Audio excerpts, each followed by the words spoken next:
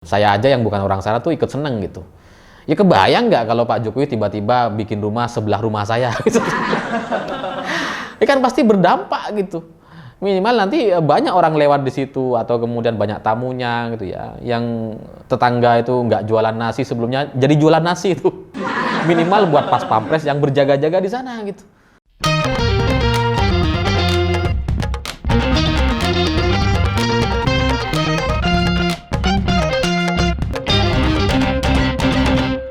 Selamat malam semuanya. Hari ini ada satu berita yang cukup menarik dan gak biasa terkait keputusan Presiden Jokowi yang telah menetapkan Karanganyar Colomadu, tepatnya di Jalan Adi Sucipto, sebagai lokasi rumah pribadi beliau usai nanti selesai dari jabatannya sebagai Presiden Indonesia. Ya, karena negara itu akan memberikan satu hadiah rumah kepada Presiden yang sudah menyelesaikan jabatannya, dan ini dibebasin mau pilih di mana aja gitu. Nah, Pak Jokowi memilih di Karanganyar Colomadu. Bagi saya ini nggak biasa gitu, karena kalau kita diberikan satu pilihan hadiah rumah gratis dan di mana aja bebas di Indonesia gitu ya, saya pasti pilih di Jakarta.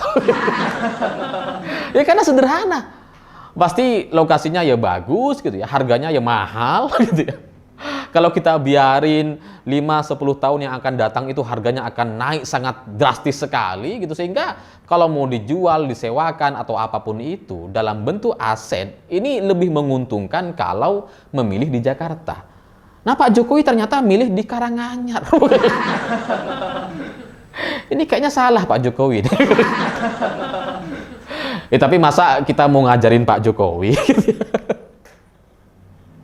Ya karena bagi saya gitu ya, harga tanah di Karanganyar sebagai perbandingan gitu ya, lebih tepatnya di Jalan Adi Sucipto ini, itu kisaran harganya sekitar 6-10 juta rupiah. Ya beragam gitu, ada yang 8 juta gitu ya. Ya setidaknya di bawah 10 juta lah. Nah, sementara harga tanah di Jakarta itu sudah puluhan juta rupiah per meternya. Dan bahkan ada yang sudah hampir 100 juta per meternya. Jadi kalau kita diberikan kebebasan untuk memilih rumah di mana aja sebagai hadiah rumah kita, ya enakan di Jakarta. Karena pasti harganya lebih mahal gitu ya.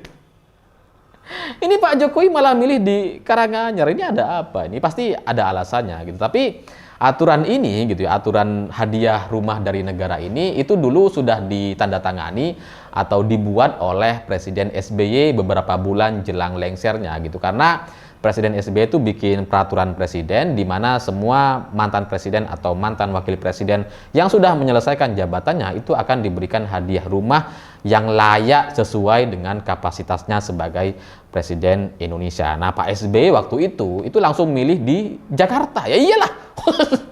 Masa milih di Karanganyar gitu. Ya meskipun setelah saya coba telusuri lagi, ternyata aturan ini itu sebenarnya sudah ada sebelum eranya Pak SBY gitu. Karena dulu gitu ya, sebelum eranya Pak SBY itu diatur hadiah rumah itu maksimal harganya itu 20 miliar rupiah. Nah, sama Pak SBY ini dikoreksi gitu. Jadi nggak ada batasan maksimalnya, tapi lebih fokus kepada kategorinya. Kategori layak sebagai rumah mantan presiden atau ya cukup representatif lah, yang nggak malu-maluin banget lah sebagai ex-presiden Indonesia gitu, sehingga aturan 20 miliar ini jadi nggak berlaku lagi. Ya secara aturan itu masuk akal gitu, karena kalau aturan yang 20 miliar itu ditetapkan atau tetap kita jalankan sampai sekarang gitu, ini secara nilai kan nggak sesuai gitu. Nilai 20 miliar di tahun 2009 dengan tahun 2022 misalkan, ini kan beda. Kalau dulu 20 miliar tahun 2009 gitu ya, kalau kita beli rumah di Jakarta mungkin rumahnya cukup besar. Nah sekarang udah nggak besar-besar banget lagi itu 20 miliar. Ya cukup besar, tapi ya secara nilai itu nggak biasa. Ya kalau kita susah membayangkan, kita bayangkan aja yang lebih dekat dengan kita. Misalkan angka 1 juta deh.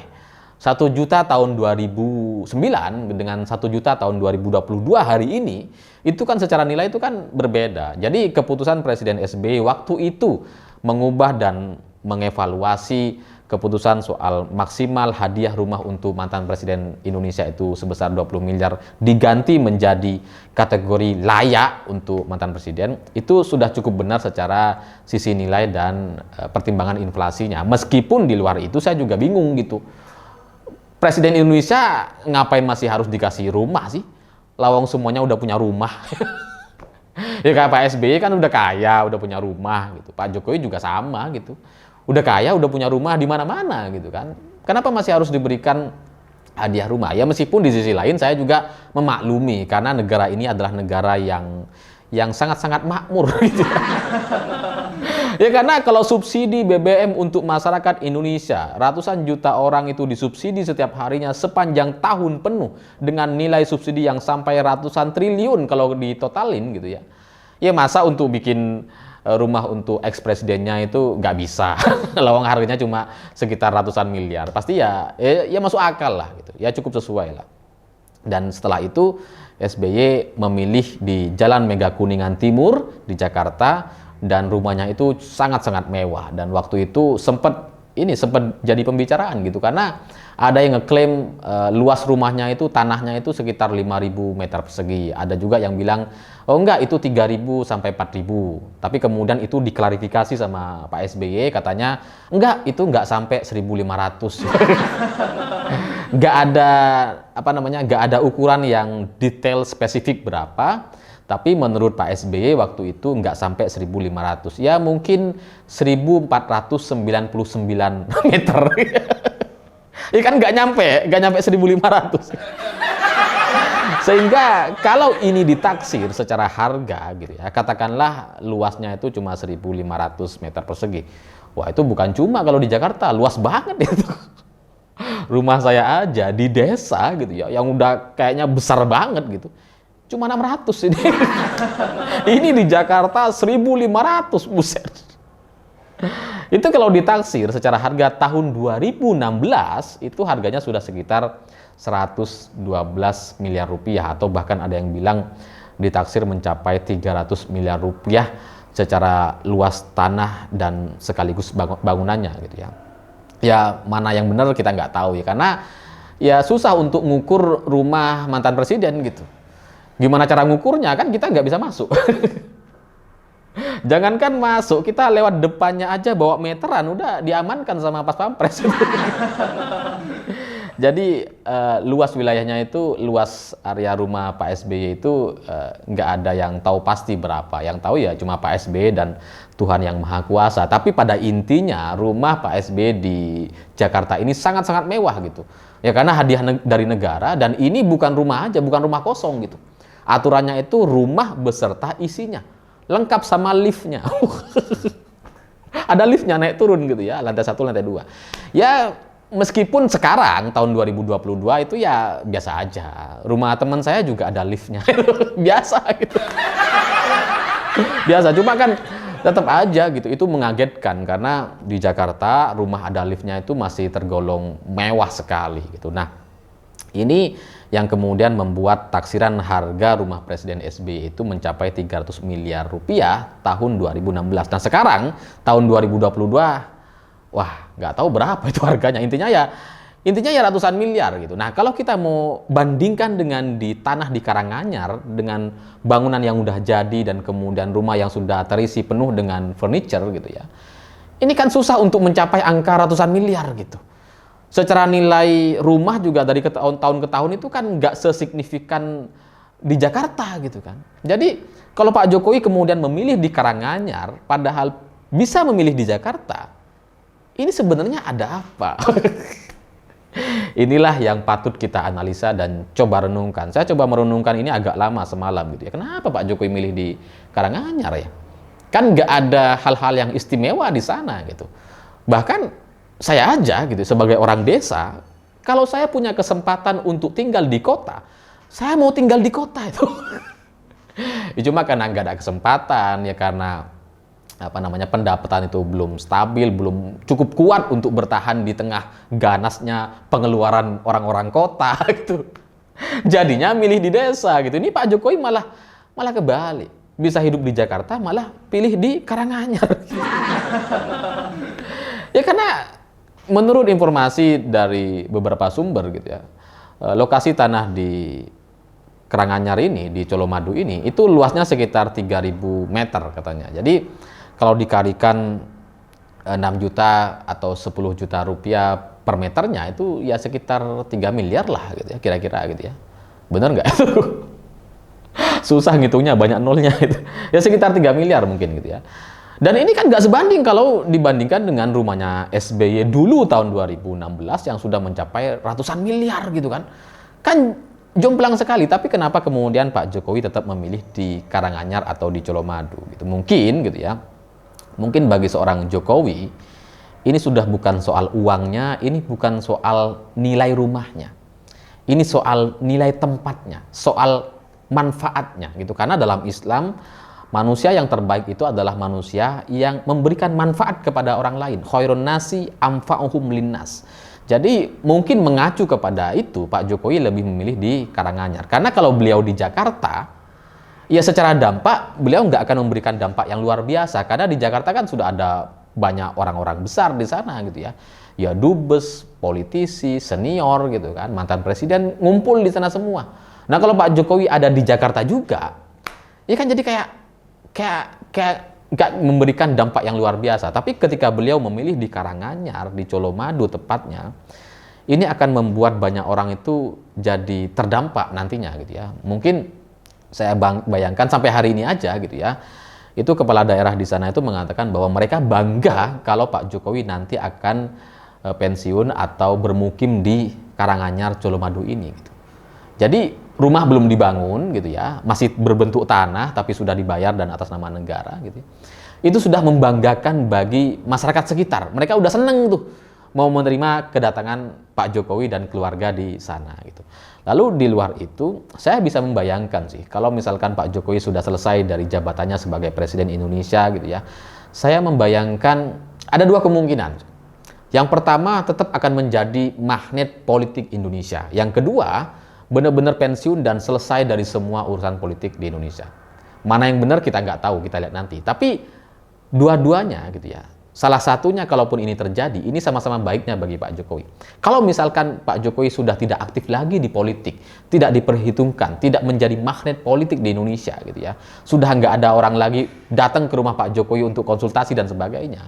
Maka rumah di Karanganyar atau di Colomadu ini gitu ya, itu adalah rumah yang sangat menyenangkan gitu. Karena cocok, sepi gitu ya. Jauh dari hingar-bingar masyarakat-masyarakat yang sangat-sangat terburu-buru gitu ya, masyarakat Jakarta gitu ya. Jadi ya cocok di sana. Lalu kemudian kalau beliau tetap menjadi magnet politik di Indonesia gitu ya, sehingga banyak orang tetap ingin konsultasi, ingin ketemu dengan Pak Jokowi gitu ya. Maka rumah di Karanganyar Colomadu ini akan menjadi ikon baru, akan menjadi tempat baru berkumpulnya para wartawan, orang-orang yang punya kepentingan, para tamu dan undangan gitu ya, yang akan sering berkunjung ke sana dan membuat kegiatan-kegiatan di sana. Sehingga dengan banyaknya tamu, undangan atau orang-orang yang punya kepentingan dengan Presiden Jokowi ke Karanganyar Colomadu ini akan membuat setidaknya ekonomi masyarakat sekitar di sana itu akan terdampak.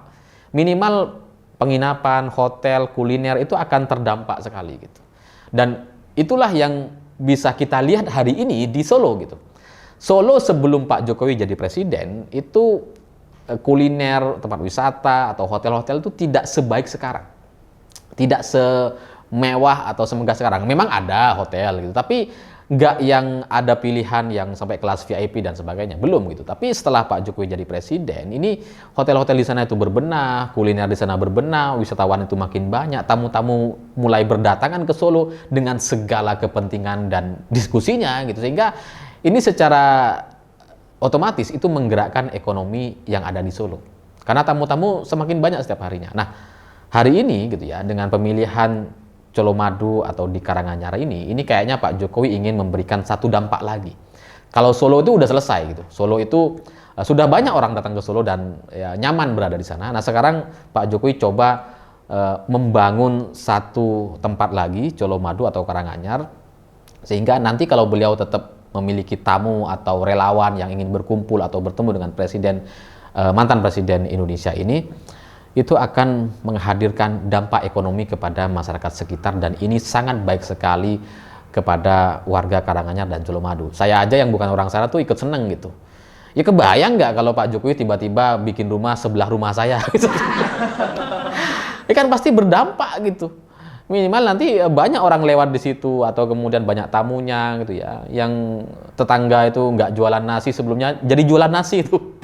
Minimal buat pas pampres yang berjaga-jaga di sana gitu. Udah harus mulai dipikirin. Sehingga ya bagi Pak Jokowi ini bukan cuma soal nilai uangnya gitu ya, bukan cuma soal nilai rumahnya, tapi soal dampak dan manfaatnya.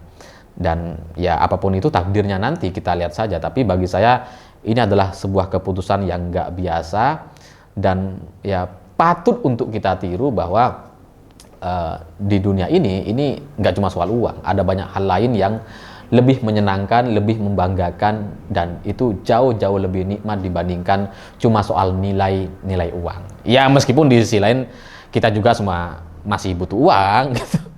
Tapi Pak Jokowi ini seperti memberikan satu contoh bahwa ya hidup ini nggak cuma soal uang. Dan Pak Jokowi memilih di Karanganyar, Colomadu, tepatnya di Jalan Adi Sucipto.